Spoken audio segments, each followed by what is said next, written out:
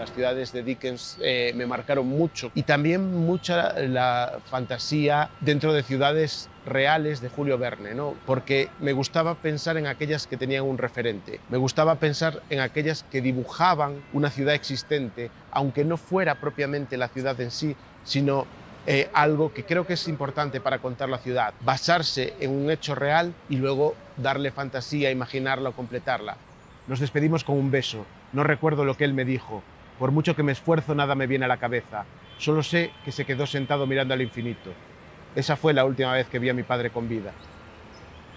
Quizás la ciudad real que me dibujó la literatura y que luego conocí y que para mí es clave es Londres.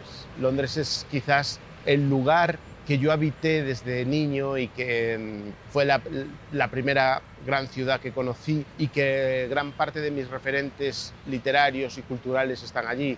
Antes mencionaba Dickens, pero a través de mi padre también. Todo lo que tiene que ver con Jack el Destripador era algo que siempre me atrajo mucho. Y cuando estuve allí, estuve en Whitechapel, siempre que viajo intento trasladarme en el tiempo, como una máquina del tiempo, a través de las lecturas que he hecho, ¿no? Y bueno, también de las películas, pero sobre todo las lecturas. Y me gusta pues, viajar por esos mundos, ¿no? Entonces Londres para mí era el escenario, la ciudad perfecta para eso, ¿no? Y la primera vez que lo recorrí, allá por 1994, hice un recorrido muy literario, ¿no? Tenía yo 15 años, iba con mis padres, pero claro, como mi padre también era un gran lector, me iba enseñando los lugares de Sherlock Holmes, por ejemplo, ¿no? Para la zona del Strand, donde se repartía el Strand Magazine en Baker Street, vamos a ver la casa donde se 221B, donde se supone que él vivía. Todo ese Londres para mí es como la ciudad literaria de mis sueños.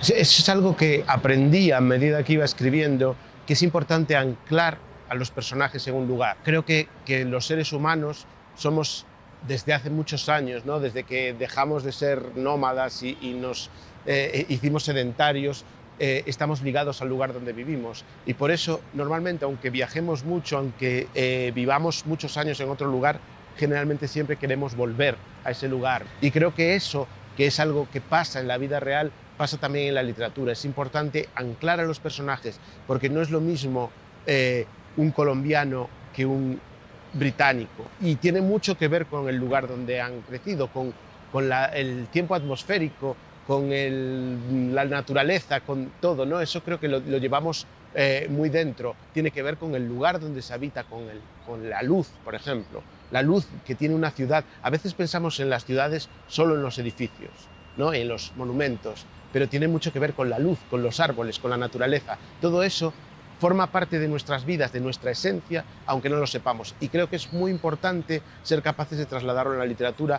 Si queremos construir un personaje, es muy importante que sepamos cómo se mueve en su entorno y cuánto le influye su entorno a él. Entonces, creo que las grandes novelas de la historia han trabajado muy bien eso, ¿no? Han trabajado muy bien la influencia que el entorno tiene en el personaje y en la construcción del personaje.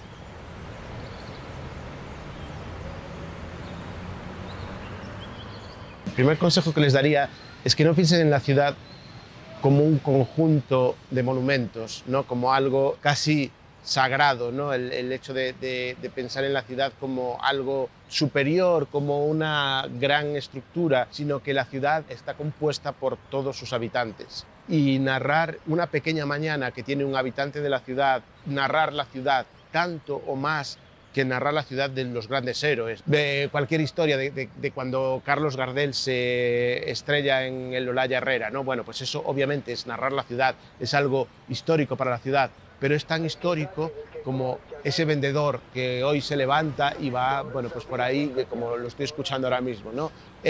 Creo que hay que ver la ciudad con esos ojos, ¿no? Que es importante fijarse que la ciudad es a veces más el vendedor y el trabajador que se levanta igual a las 4 o 5 de la mañana para ir a su puesto de trabajo, que el alcalde, ¿no? El alcalde que va a inaugurar pues la gran obra y tal.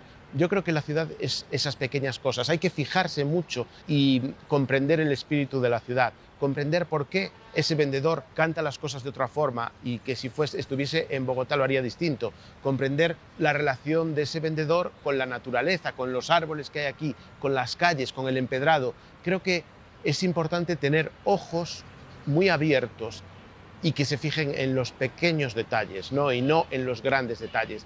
Creo que la ciudad es un conjunto de pequeños detalles y a veces nos quedamos solo como cuando estudias la historia y te quedas con la independencia de Colombia, la guerra de no sé qué, tal. Esos son los momentos históricos, pero la historia es el día a día. La historia es el agricultor que hace que crezcan las plantas o las hierbas típicas de aquí. Creo que eso es la gran historia.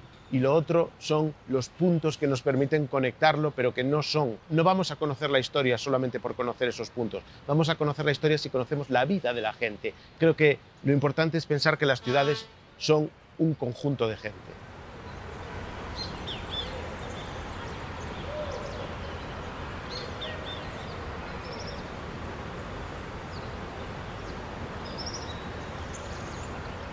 Es un libro que más que ciudades, propiamente dicho, evidentemente hay ciudades porque viajamos por escritores de todo el mundo, ¿no? Son pequeñas historias y no nos centramos tanto en la ciudad. Quizás la ciudad principal es A Coruña, que es la ciudad donde yo nací y donde mi padre estuvo pues hospitalizado y pasó algunas de las últimas semanas de su vida, luego lo mandaron a casa a que ya falleciese allí tranquilamente. Entonces, el gran escenario geográfico de Tinta Invisible es una habitación de hospital, desde la que se veía el mar, que eso es una cosa preciosa que tiene A Coruña, que tienes un hospital en el que si tienes un poquito de suerte, desde la habitación se ve el mar. Especialmente para esos pacientes que ya están desahuciados, esa posibilidad de ver el mar a mí me parece especialmente hermosa. Y sobre todo para mi padre, que era marino y que había vivido gran parte de su vida pues, en el mar, ¿no?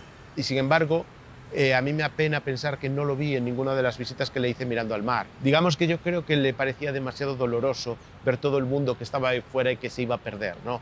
Yo creo que cuando estás haciendo una novela de duelo como esta, o de superación de duelo, que a mí me gusta más pensar que es de superación de duelo, hay que pensar que el mundo de alrededor es demasiado doloroso, porque es el mundo que estás abandonando y a veces quieres echar una última mirada atrás, pero otras veces echar la mirada atrás es demasiado doloroso y simplemente pones la mirada hacia adelante y te quedas con tus recuerdos, ¿no? Porque si no, es difícil partir. Si me preguntas por un lugar, yo recuerdo esos pasillos de hospital, esa habitación de hospital, ese olor tan propio de los hospitales, que es único y que a mí me encoge el corazón. Y desde que, pues desde que perdí a mi padre y lo iba a visitar, me encoge el corazón 2 veces más, ¿no? He procurado no regresar demasiado a aquella casa. Me sucede como si tuviera presente el recuerdo del Manderley que soñaba Mrs. de Winter en Rebecca. La casa era una tumba y nuestras angustias y sufrimientos estaban allí enterrados en las ruinas. Desde entonces he reflexionado mucho acerca de la importancia de los espacios en mis emociones. Contemplar en mitad de una vivienda una enorme bomba de oxígeno que reparte últimas respiraciones resulta una buena metáfora de la viveza de los espacios. He llegado a la conclusión de que este libro, por mucho que yo lo haya tecleado meses después, se escribió en realidad entre aquella habitación de hospital y aquel mausoleo que mis padres llamaban casa. Este libro se escribió junto a la cama y el sillón negro de Sherezade de mi padre. Antes mencionabas las ciudades invisibles de Calvino, que me parece muy interesante la forma, no tanto la descripción de las ciudades imaginarias, sino las conversaciones que mantiene Marco Polo con Kublai Khan y explica pues su idea, que las ciudades muchas veces son el hombre que está pescando y no las murallas o los edificios que hay detrás, ¿no? Creo que es un libro que yo recomendaría a todos los que quieren participar tanto en Medellín en 100 palabras como Antioquia reimaginada, porque aparte los relatos que hace Marco Polo de las ciudades son cortitos. Después me gusta mucho, aunque no sea propiamente un libro sobre una ciudad, pero en el libro del desasosiego de Pessoa me gustan mucho las ideas que da sobre Lisboa. Pessoa escribe casi como si fuera proverbial, ¿no? Con proverbios. Creo que hay algunos sobre las ciudades que son muy interesantes. Y siguiendo con Lisboa, que es una ciudad fantástica y una ciudad que tiene una magia muy especial y que creo que eso es importante, captar la magia de las ciudades en la literatura, y creo que en Lisboa está muy bien captada. Hay una novela de Antonio Tabucchi que se llama Sostiene Pereira, que narra muy bien la Lisboa, pues de los años de la dictadura de Salazar. Por supuesto, el Comala de Pedro Páramo, si quieres imaginarte, o sea, una ciudad imaginaria, de una forma muy fragmentaria, muy desordenada, pero que también puede dar ideas a aquel que quiere dibujar ciudades, ¿no? Como la muerte, que también es una parte importante de las ciudades. Hay mucha gente, bueno, Mariana Enríquez lo ha trabajado, que va a los cementerios para conocer las ciudades, ¿no? Bueno, creo que es interesante saber cómo los habitantes de las ciudades se enfrentan a la muerte y cómo se organizan en ese sentido. Fui muy fan de Paul Auster, ¿no? Y digamos que el Brooklyn de Paul Auster es un Brooklyn que a mí me gusta mucho cómo lo narra. Estoy pensando en Brooklyn Follies, por ejemplo, que en vez de narrarnos pues, lo que narra todo el mundo, él se fija mucho en la tienda de discos, en la cafetería, en la tienda de libros de segunda mano, ¿no? En ese tipo de cosas que también creo que son importantes para las ciudades. Bueno, creo que me interesan mucho esas ciudades, me hacen fantasear mucho con ciudades que igual ya no existen, ¿no? Porque ahora estamos en ese momento de globalización en el que igual esa librería de segunda mano, esa librería de viejo, ha sido sustituida por una gran cadena, ¿no? Que está igual, que es la misma en todas partes. Entonces me gusta mucho fantasear con las ciudades